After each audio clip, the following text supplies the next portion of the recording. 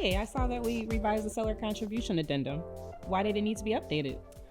Well, with offers of cooperative compensation being removed from the MLS, it is going to be very crucial that the parties make it very clear to lenders what seller/listing broker compensation is being used to compensate the buyer's broker, and what compensation is being used for regular closing costs. Why do they need to know the difference? It all comes down to interested party contributions, or IPCs. An IPC is something that the seller or listing broker have agreed to pay on behalf of the buyer. Lenders typically set a cap on the amount of IPCs a seller or listing broker can contribute to a buyer.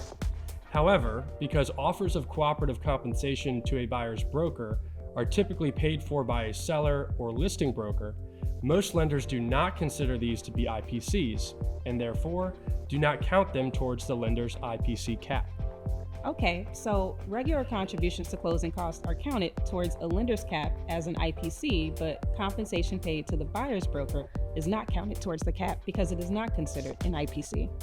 Exactly, which is why it is important to make it clear to a lender which seller or listing broker contributions are for closing costs and which are for compensating the buyer's broker. This is where the revision to the seller contribution addendum comes in. As you know, the seller contribution addendum is used by the seller to agree to contribute to the buyer's closing costs like origination or discount points, transfer or recordation taxes, lender fees, etc. We have added a disclaimer at the top of this addendum to note that any compensation of the buyer's broker should not be included with this addendum.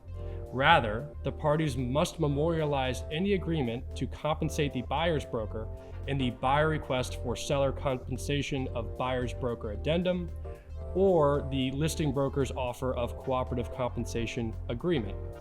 By including this disclaimer, the parties and lender now know that any compensation of the buyer's broker, which will not count as an IPC, can be found in those other two forms and not in the seller contribution addendum. That really clarifies things. Thanks for breaking it down for me. Of course, Diamond.